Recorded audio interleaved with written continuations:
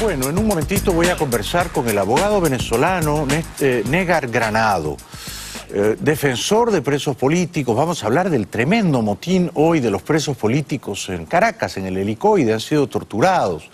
Se ignora la suerte de ellos. Estamos, por supuesto, hondamente preocupados. Hay rumores no confirmados de que los torturadores de Maduro, los sicarios de Maduro, se han ensañado con los presos políticos. De esto hablaremos con Negar en un ratito. Bueno, otro preso, pero no en Venezuela, en Colombia, es el terrorista de las FARC, Jesús Santrich. Santrich había firmado un acuerdo de paz con Santos. Santos le dio total impunidad. Santrich no fue a la cárcel como debería haber ido. Además, Santos lo mandó al Congreso de Colombia. Santrich tenía ya asegurada una curul como representante.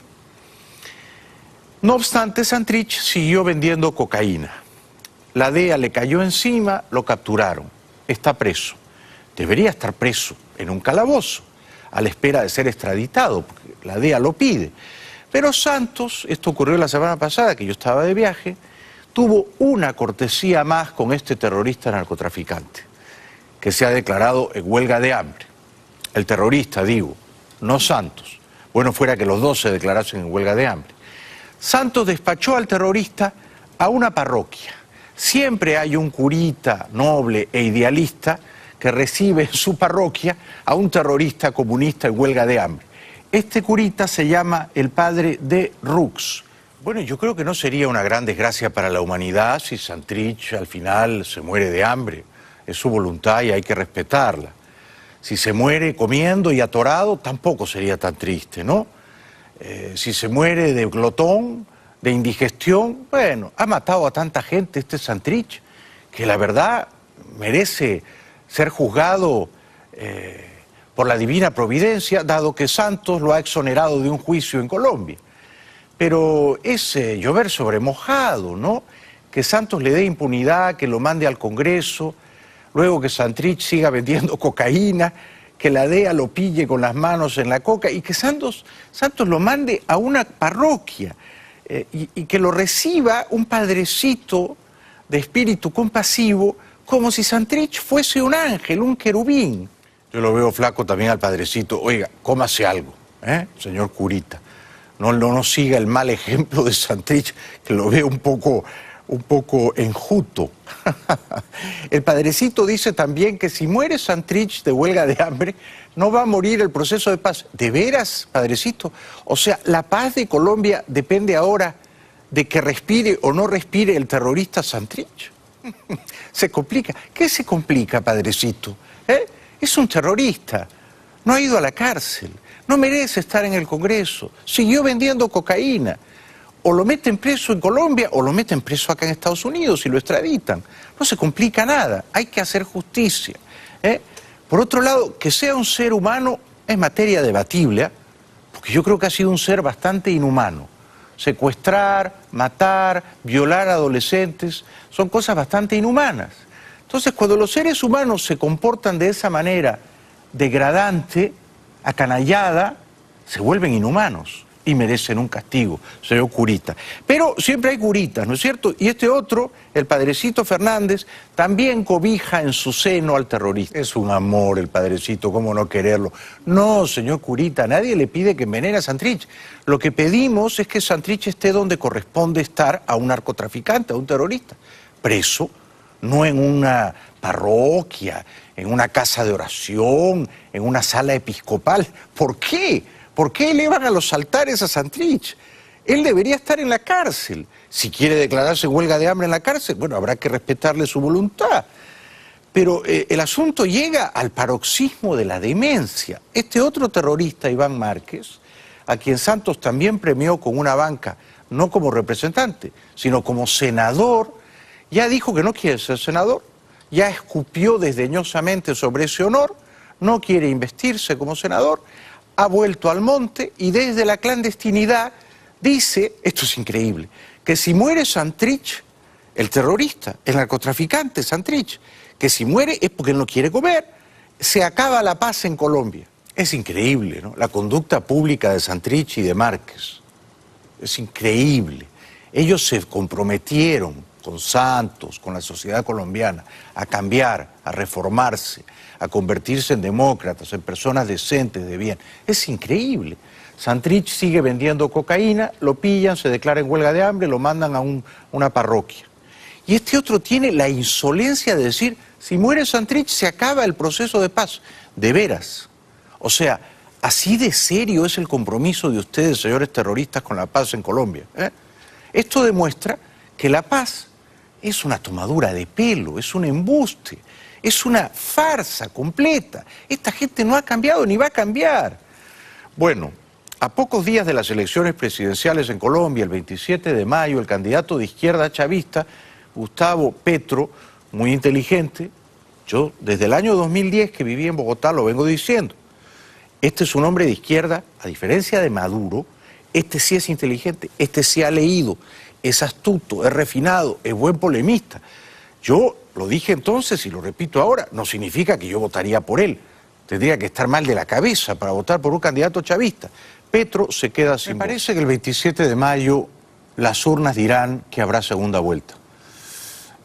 Irán al balotaje Duque, el candidato uribista, y Petro, el candidato chavista. Con una cierta cómoda ventaja de Duque, pero sin cantar victoria prematuramente. Bueno, antes de ir a la publicidad, el panqueque presidente colombiano Santos, protector y padrino de los terroristas de las FARC, aliado de la dictadura cubana, en su día adulón de Fidel Castro, concede una entrevista a la prensa española y miente. Miente con descaro, miente con cinismo. Dice que las FARC ya no existen, que entregaron las armas, cuando todos sabemos que las FARC siguen secuestrando y matando. Me permito corregir al felón de Santos. Las FARC han matado a 3 periodistas del diario El Comercio, de Ecuador, ¿no? Dígales, Santos, a los familiares de esas víctimas que las FARC ya no existen y están desarmadas. No, las FARC existen. Y son centenares de hombres armados al mando de alias Guacho. Entonces, no mienta usted, señor Santos, diciendo que las FARC ya no existen. Secuestraron a Óscar y a Vanessa, ecuatorianos, siguen secuestrando y matando. En las últimas semanas han matado a más de 12 infantes de marina colombianos. Entonces, no se puede ser tan caradura como Santos y decir que las FARC ya no existen. Se han jubilado algunos terroristas veteranos, sí, que en realidad estaban tan viejos que ya casi no hacían daño. Pero los jóvenes lugartenientes de esos jubilados siguen operando, siguen coludidos con el narcotráfico, siguen matando, y Santos continúa mintiendo. Viento en popa, dice. Pero ¿cómo puede decir que va viento en popa si Santrich fue capturado vendiéndole cocaína al cartel de Sinaloa? ¿Cómo puede decir que va viento en popa si Márquez no quiere ser senador y ha vuelto al monte y ha dicho si muere Santrich se acaba la paz? ¿Cómo puede decir Santos que la paz va viento en popa cuando hay un batallón armado de las FARC al mando de alias Guacho? Tenemos el video, alias Guacho, que manda WhatsApp y chatea con la policía colombiana. La paz absoluta y total se va a demorar mucho tiempo, precisamente por el acuerdo de paz con las FARC. Hay zonas que ellos controlaban, que hoy están en disputa por todas las bandas criminales que están queriéndose hacerse a los territorios, a los corredores de droga o a la propia producción. El Estado mismo está llegando y con el proceso de paz tenemos una oportunidad única, y es que por primera vez las FARC no va a estar defendiendo los cultivos, sino que va a estar colaborando para sustituir los cultivos de coca por cultivos legales. Eso es mentira. Primero, en los 8 años de Santos, el cultivo de coca ilegal en Colombia no se ha duplicado, se ha triplicado. Segundo, que Timochenko, Santrich, Márquez, Catatumbo no estén en el monte, no significa que se han terminado las FARC. Tercero, alias Guacho, que es el jefe de las FARC, que sigue matando, está coludido con el narcotráfico y no se va a dedicar a sembrar rosas, va a seguir sembrando coca y sobornando policías.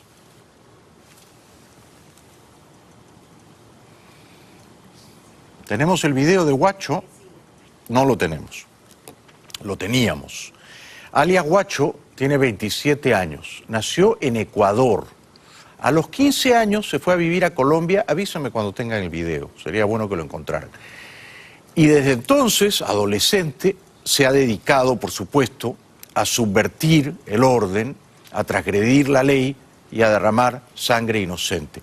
Él fue el que mandó secuestrar y matar a los 3 periodistas del Comercio, alias Guacho. No han encontrado el video. Bueno, vamos a la publicidad, después lo encontrarán. Ya está, qué bueno.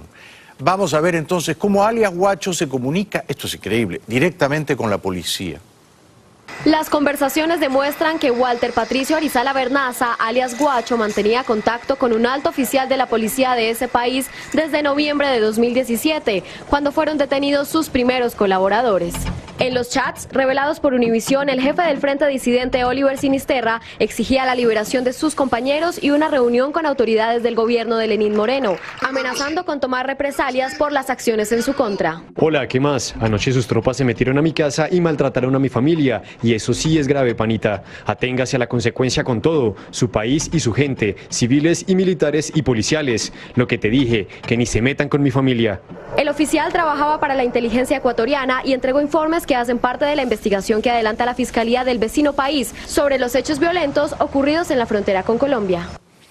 Publicidad y luego voy a conversar con Negar Granado, un brillante abogado venezolano, valiente defensor de presos políticos. Vamos a hablar del tremendo motín de los presos políticos hoy en el Helicoide en Caracas. Ya volvemos. Bienvenidos de vuelta. La dictadura nicaragüense de Ortega y su odiosa mujer Murillo sigue matando gente cruelmente. Son ya 58 las víctimas, pero los ciudadanos no se rinden y exigen la caída del dictador. El caos se hizo presente el martes en Nicaragua en la víspera del inicio de un diálogo nacional, con el que se buscará una salida a la crisis que enfrenta el país. Tropas antimotines reprimieron protestas de estudiantes, campesinos y población en general, que realizaron cortes de carreteras y marchas en varias ciudades. Los nicaragüenses muestran desconfianza ante el diálogo del que participarán el mandatario Daniel Ortega junto a su esposa y vicepresidenta Rosario Murillo. Pues me parece perfecto, pero hay muchos más temas que discutir en el país, sobre todo las muertes, que sobre todo derrama y sobre todo todavía la delincuencia que está sucediendo en el país, el caos. El dictador Ortega tiende una emboscada a la oposición, la llama diálogo. Comenzó la tan anhelada primera sesión de la Mesa de Diálogo Nacional en Nicaragua en búsqueda de una salida a la crisis que ha dejado al menos 58 muertos en las últimas semanas. La reunión tuvo como sede el seminario interdiocesano Nuestra Señora de Fátima, al oeste de Managua, y el presidente Daniel Ortega y su esposa fueron recibidos bajo gritos de asesino. Pasadas las 10:15 hora local, 16:15 GMT, comenzó el acto de instalación del diálogo y justo cuando los obispos, los mediadores del proceso, daban la palabra a Ortega, los universitarios presentes en la mesa gritaron eran estudiantes, no eran delincuentes, en relación a los muertos durante las protestas. Esa camioneta Mercedes-Benz que maneja el dictador, el ladrón de Ortega, aquí en Estados Unidos cuesta 150, 160 mil dólares. Supongo que allá en Nicaragua costará más de 200.000 dólares. Esta es la vida sacrificada, austera, que se dan los socialistas de nuestro tiempo. Un valeroso joven increpa cara a cara al dictador. Estamos aquí y hemos aceptado estar en esta mesa con todo el debido respeto de ustedes para exigirle ahorita mismo que ordene el cese inmediato de los ataques que están cometiendo en nuestro país. El dictador maléfico de Ortega desfigura, tuerce la verdad y dice que ha dado órdenes a la gendarmería de no disparar. Aquí no importa el credo político ni el credo religioso, simplemente no debe seguir corriendo la sangre de hermanos en Nicaragua. Y la policía tiene órdenes de no disparar, tiene órdenes de no disparar. Miente Ortega, las siguientes imágenes lo confirman, la policía dispara incluso a curitas religiosos desarmados. ¡Queremos a todos los heridos!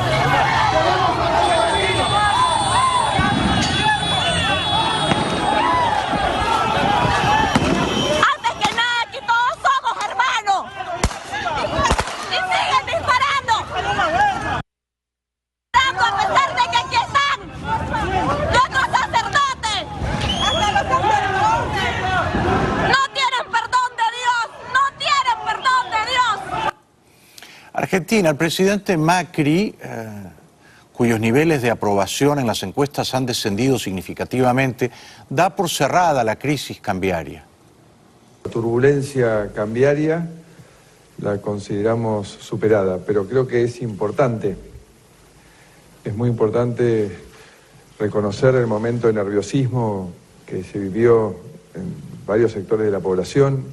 Hubo miedo, hubo angustia.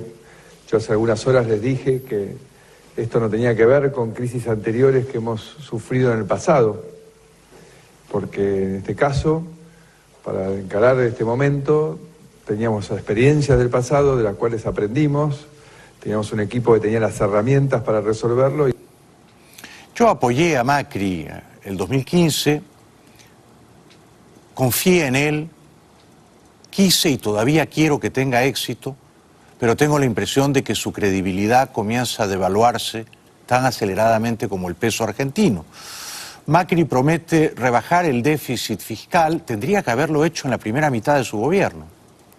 ¿Cuál es el problema central que seguimos los argentinos teniendo que resolver, por más que hemos hecho pequeños avances, que es reducir el déficit fiscal? El déficit fiscal significa que estamos gastando como Estado más de lo que tenemos.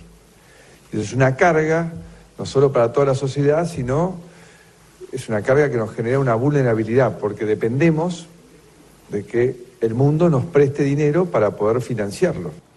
Pero Macri no ha conseguido rebajar el déficit, los Kirchner tapaban ese agujero con emisión de moneda inorgánica, Macri de momento lo ha seguido cubriendo con emisión de deuda pública, se ha endeudado con medio mundo.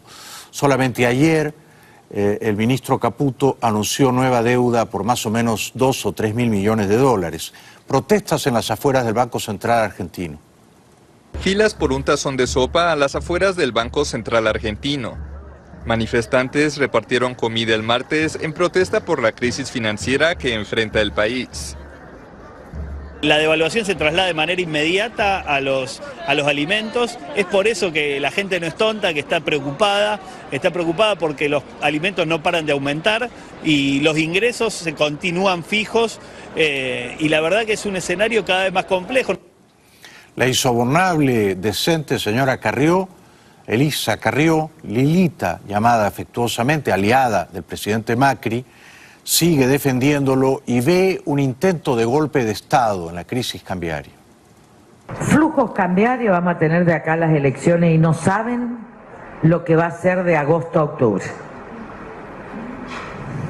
Donde ustedes vengan a la vieja Unión Industrial Argentina, no tenga duda que hay intento de golpe en marcha. El devaluacionismo va a existir y alguna devaluación tiene que haber. No podemos volver a la época de Menem, no podemos tener un dólar a 15, porque esto es realmente fundir la industria, pero no vamos a tener un dólar que se escape y que nos lleve a la inflación a todos. Entonces, creo que hay muchas cosas que hace el gobierno, hay muchos errores que comete el gobierno, pero los rectifica. Publicidad y regresamos con todo lo último del castigo al futbolista peruano Paolo Guerrero.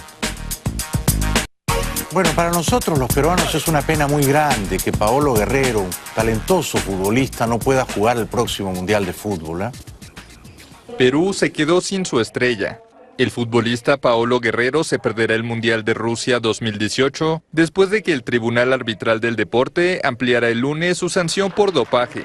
El TAS considera que el capitán de la selección peruana no trató de mejorar su rendimiento ingiriendo la sustancia prohibida, pero sí le responsabiliza por no tomar medidas para prevenir el incumplimiento de las normas antidopaje. Guerrero dio positivo en octubre pasado por el metabolito de la cocaína benzoilecognina, una sustancia prohibida por la Agencia Mundial Antidopaje. La Federación Peruana de Fútbol lamentó profundamente la ampliación de la sanción y en las calles de Lima los aficionados estaban decepcionados. Bueno, pero ya lo habían castigado medio año, ya había cumplido la sanción. Es demasiado severo el castigo. Además, si a mí me hacen un antidoping, yo he tomado tanta cocaína en mi juventud, seguro que me sale ese metabolito. Pero consumir cocaína no mejora tu rendimiento en un campo de fútbol. Es una crueldad prohibirle que juegue el Mundial. Opina la gente en la calle.